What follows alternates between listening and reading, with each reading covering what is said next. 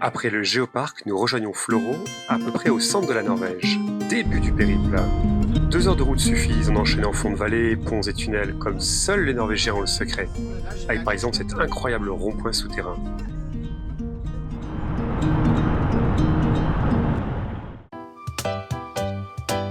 Et voilà les 8 étapes pour faire les 180 km de Florø à Ålesund, la Venise norvégienne.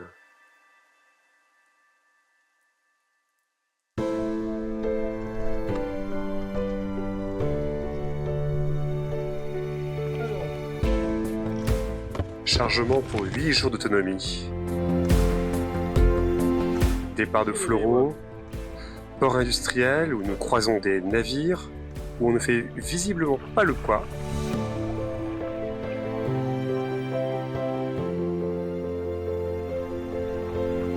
Et des plateformes pétrolières en restauration.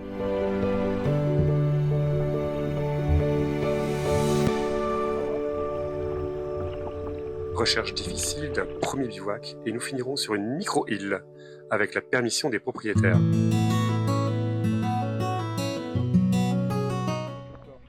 Véritable démarrage de notre périple. Le temps est exceptionnel. Presque 3 semaines ininterrompues de chaleur, soleil et mer calme.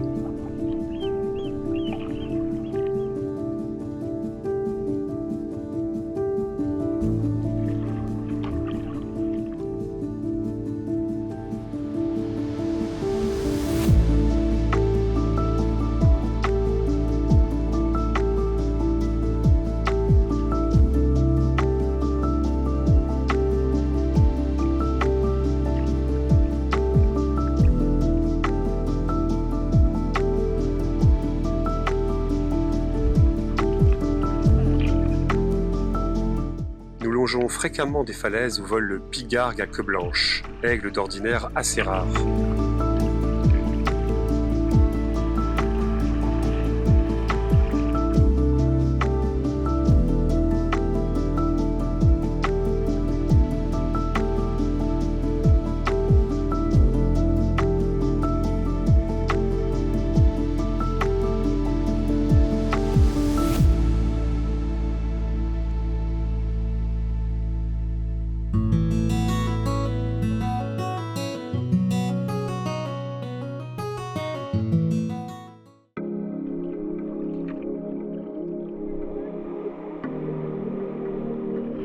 Ce temps incroyable nous permet de faire l'itinéraire le plus extérieur possible. Avec un temps normal et une mer plus forte, l'endroit serait très exposé.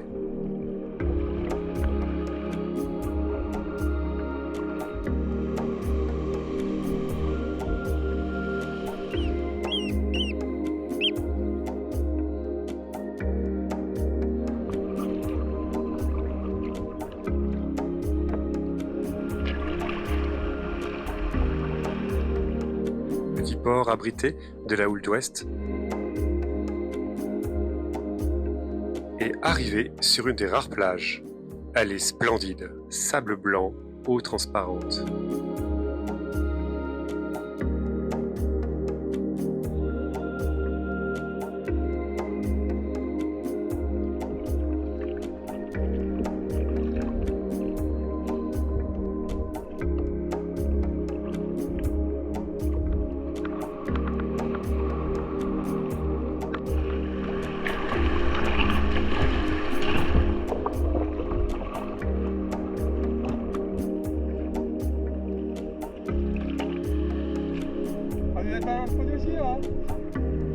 Nous arrivons au village de Vagsberget, et les fraises témoignent de ce temps incroyable, qui n'incite d'ailleurs pas à utiliser les saunas que l'on voit dans les ports. Nous arrivons à un ancien relais commercial du XVIIe siècle, où nous faisons escale. Qu'est-ce que tu prépares là, du coup Écoutez, un petit caramel. Normalement, on va mettre des petites pommes, des petits biscuits dessus cassés. On va revisiter des desserts un peu caramélisé. Là, on est bon. Là.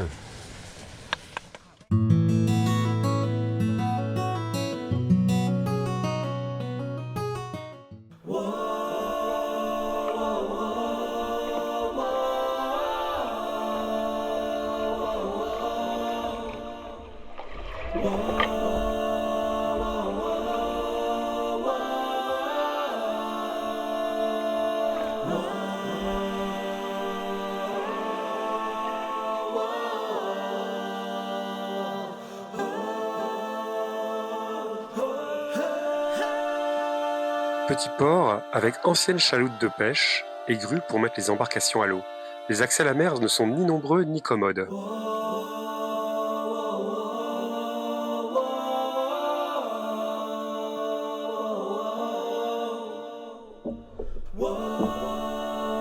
Nous arrivons à nouveau sur une plage somptueuse, sable blanc, eau chaude et coucher de soleil.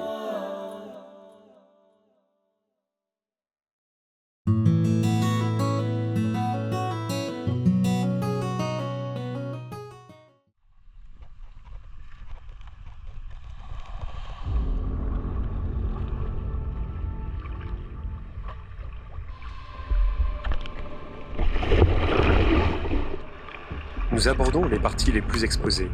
Le tour de la presqu'île de Stadtlandet, réputée pour ses très nombreux accidents. Elles ne sont pas remplaçables par un itinéraire à l'abri, mais cela pourrait changer avec la fin de la construction du tunnel maritime de Stad en 2026. À voir si les kayaks pourraient l'emprunter. Mais pour l'heure, nous profitons des paysages grandioses.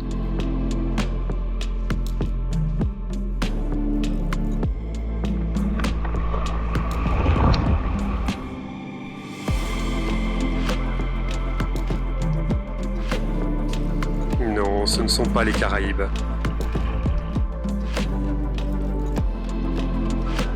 Juste la Norvège.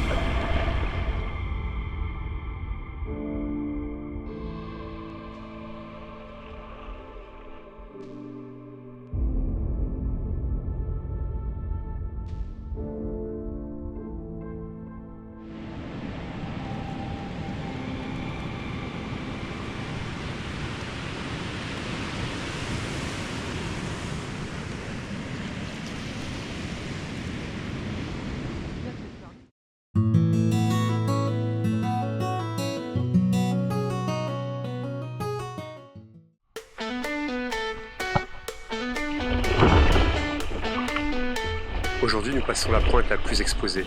Heureusement que la mer est très calme. On n'ose pas imaginer ce que ça pourrait être avec une mer un peu plus agitée.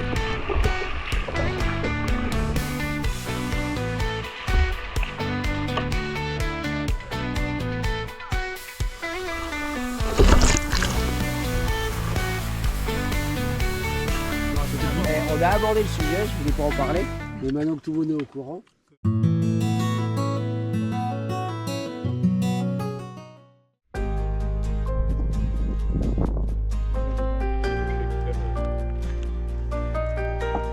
Au loin, l'île de Runde, célèbre pour ses colonies d'oiseaux. Ambiance norvégienne, dernière étape pour Ålesund.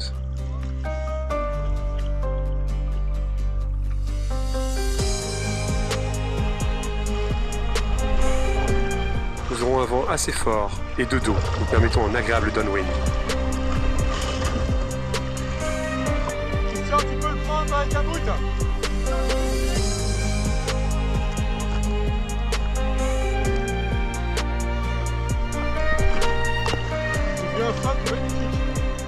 Deuxième journée où nous mettrons les combis sèches sur les 8 jours de trajet.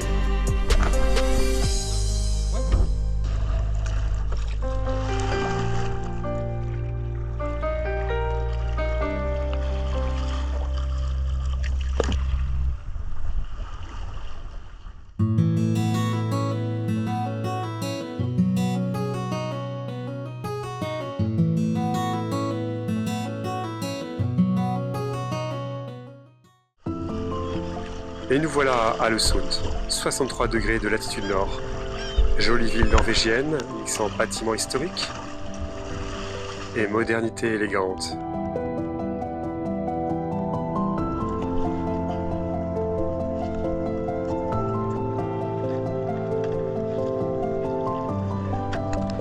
J'étais au comptoir, demander.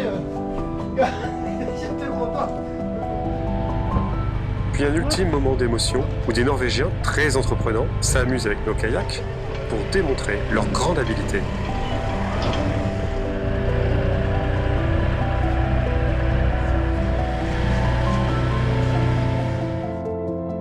Retour de nuit en bateau à floraux, avec des équipages adorables, toujours très serviables et accommodants. Thank you so much.